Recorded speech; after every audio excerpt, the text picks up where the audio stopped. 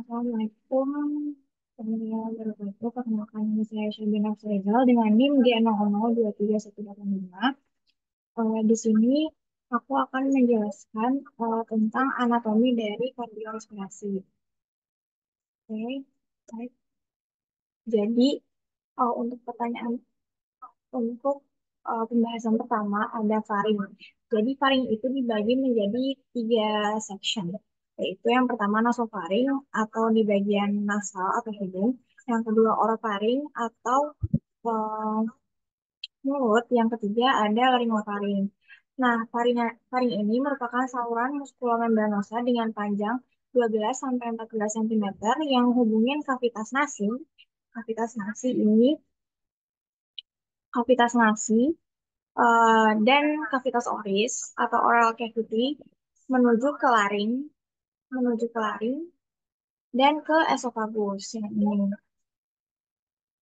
Nah, tadi yang aku bilang faring itu dibagi menjadi tiga regio berdasarkan hubungannya sama struktur di anteriornya, yaitu nasofaring. Nasofaring itu terletak di posterior dari nasus atau nasal atau hidung dan superior dari palatum molae. Yang ini palatum molae. Nasofaring ini setinggi VC1 sampai 2. Untuk orofaring, dia itu terletak di posterior dari cavum oris, ini di posteriornya. Kemudian dia itu setinggi VC2 sampai 3. Nah, yang terakhir ada laryngofaring, sesuai namanya laring dan faring. Berarti dia itu terletak di posterior dari laring, setinggi VC3 sampai 5. Next. Nah, di nasofaring ini skala topisnya eh, sesuai dengan yang aku sebutin tadi dia itu VC1 sampai 2. Nah, fungsinya itu ada respirasi. Nah, ada beberapa bangunan di nasofaring ini. Yang pertama ada coana, yang kedua optae atau ostium pharyngeum, tonsilla auditorium eustachii, terus ada tonsilla pharyngea atau adenoid. Lalu ada torus tubarius dan torus levatorius, dan kemudian ada recessus pharyngeus. Nah, yang kedua ada orofaring. Orofaring ini skala topisnya VC2 sampai VC3. Nah, fungsinya itu dia fungsi proses pencernaan karena dia kan dari mulut kemudian ke faring ya. Nah, dia itu ada bangunan-bangunan seperti isthmus fallacium, kemudian arcus palatoglossus dan arcus palatopharyngeus, kemudian ada fossa tonsillaris sama ada tonsilla palatina. Nah, orofaring ini merupakan bagian faring yang terletak di belakang cavum oris. Keduanya dipisahkan oleh isthmus fallacium. Arcus palatoglossus atau suatu pelipatan mukosa di anterior fossa tonsillaris membentang dari palatum molae hingga tepi lingua, terbentuk karena adanya desakan dari musculus palatoglossus.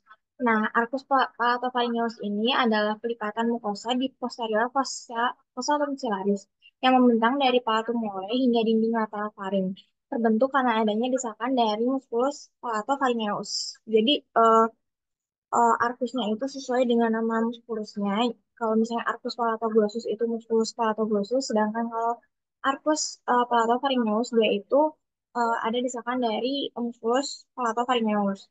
Terus ada fossa tonsillaris, dia itu cekungan di antara arcus palatoglossus dan arcus palatopharyngeus. Fossa tonsillaris ditempati sama kansila palatina.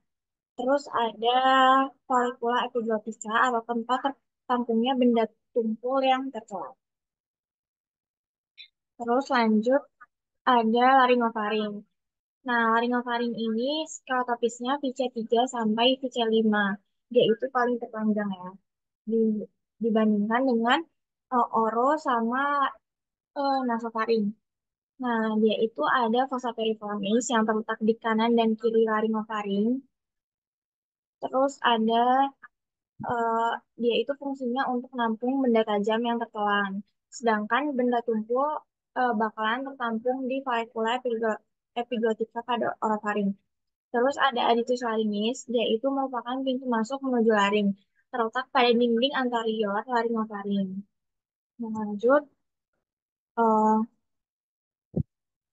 struktur eksternal jantung dari skeleton cordis. Jadi skeleton cordis itu apa? Skeleton cordis itu rangka jantung. Dia itu tersusun dari jaringan ikat fibros atau jaringan ikat padat irregular.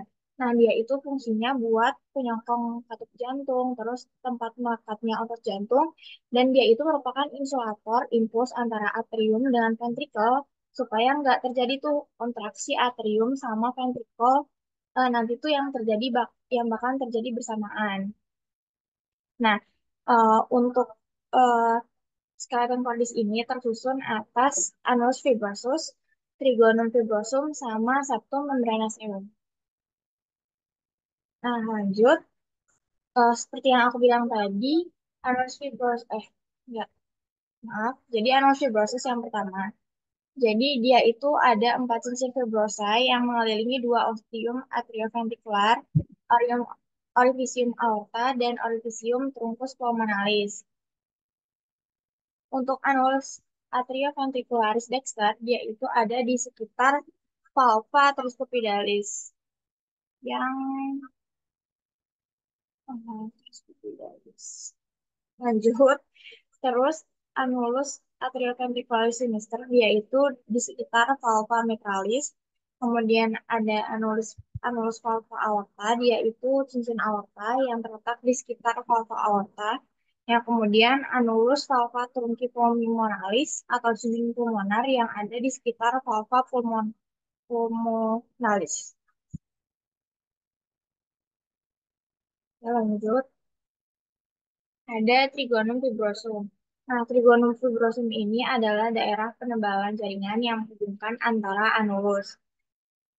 Di ada dua, Dexter sama Sinister. Yang Dexter itu dia di antara anulus fibrosus valva aorta dan anulus arterioventricular yang Dextra. Sedangkan yang Sinister itu dia di antara anulus fibrosus valva aorta dan anulus atrioventricular sinistra. Lanjut di struktur internal jantung. Jadi struktur internal jantung itu disusun sama empat, yaitu atrium dexter, atrium sinister, terus ada ventricle dexter dan ventricle sinister. Nah, ini untuk perbedaannya yang dexter sama sinister,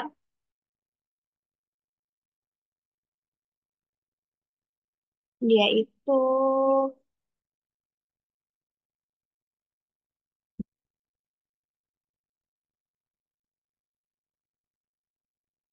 untuk yang sinister itu ada, yang dexter itu nanti ada triangle of Koch yang menjadi eh, tempat dari nodus SA, sedangkan kalau yang eh, Dexter itu dia pokoknya paling terlihat ada ini ya, vena pulmonaris. Vena pulmonaris. Oke, lanjut. Nah, untuk atrium sinus, atrium dexter, dia itu ada bagian halus yang dinamakan sinus venarum cavarum.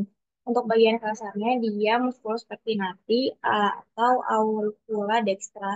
Nah, bagian halus dan kasar dipisahin sama crista terminalis di bagian dalam dan sulcus terminalis di bagian luar. Terus ada fossa ovalis dan limbus fossa ovalis, yaitu obliterasi foramen ovale yang berada di septum interatrial. Terus ada ostrium atrioventricularis yang dexter, yaitu menghubungin sama ventriculus yang dexter.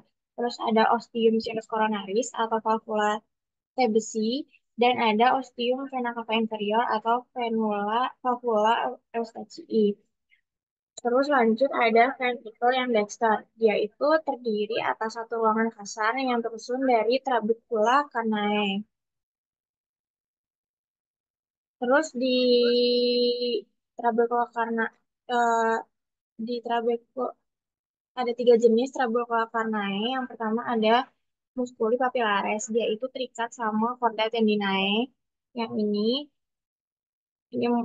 muskulinya, ini chorda tendinanya, terus ada trabecula septomarginalis yang terdapat bundle of his untuk konduksi jantung, dia itu. Kemudian ada rigi biasa ada yang menonjol di bagian dalam. Kemudian ada ostium trunki pulmonalis. Nah, lanjut ke atrium sinister. Dia itu terdiri atas sinus venarum cavarum dan auricula sinistra. Terus yang kedua ada ostium atrioventricularis yang sinistrum. Dia itu menghubungin sama ventriculus yang sinistrum. Terus yang ketiga ada fossa ovalis dan valvular foraminis ovale. Dimuarai oleh dua buah vena pulmonalis dextra, kemudian satu buah vena pulmonalis sinistra superior dan satu buah vena pulmonalis sinistra yang inferior.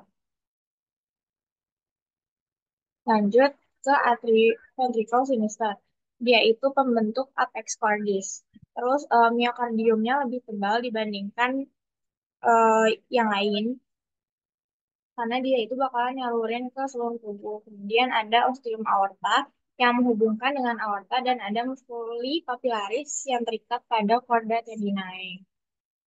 Terus untuk mekanisme pembukaan dan penutupan kaki jantung itu dinamakan mekanisme katup atrioventricularis. Nah, ketika ventrikel relaksasi atau tekanan di dalam ventrikel rendah, puspis tergabung lemas.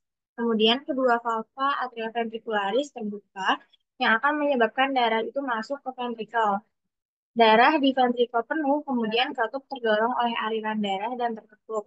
Kemudian chorda tendinae dan musculus papillaris akan menegang. Nah, ini untuk gambar jelasnya mekanisme pembukaan dan penutupan kantung jantung, katup jantung. Next. Lalu ada mekanisme pembukaan dan penutupan katup jantung atau pulmonal valve mechanism. Nah, selama sistol, tekanan aliran darah akan mendorong katup ke atas sehingga darah mengalir ke arteri pulmonalis. Kadang-kadang darah akan mengisi sinus pulmonal dan ketika katup telah terisi penuh, titik puncaknya akan turun ke bawah sehingga menutup katup pulmonal. Kalub aorta memiliki struktur yang unik, yaitu bukaan arteri koroner di dalam sinus aorta atau arteri koroner adalah arteri yang memvaskularisasi jantung itu sendiri. Dia ada di dalam sinus aorta. Kita juga ingat bahwa pengisian sinus hanya terjadi pada akhir systole atau kontraksi ventrikel sehingga aliran darah melalui pembukaan arteri koroner hanya terjadi pada fase diastole atau ventrikel relaksasi atrium kontraksi. Nah, lanjut ke diafragma. Jadi, pembagian kavitas torakis dan kavitas abdominis itu ada di dua bagian, yaitu pars muscularis atau perifer sama centrum tendineum. Nah, yang pars muscularis ini dia ada pars ternalis, costalis, sama lumbalis, sedangkan yang centrum tendinium itu dia berada di sentral, di tengah. Nah, itu ada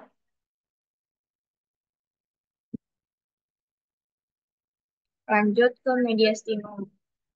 Jadi mediastinum itu ruangan dalam kavitas torakis di antara kedua kavitas pleuralis. Terus ada sebuah bidang transversus membentuk dari angulus ternalis. Ini angulus ternalis atau pertemuan antara manubrium dan corpus terni. Ini manubrium sama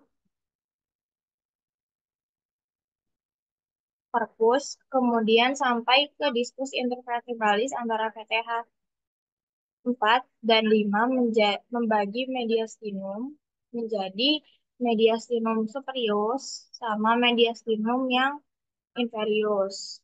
Ini, superius dan inferius.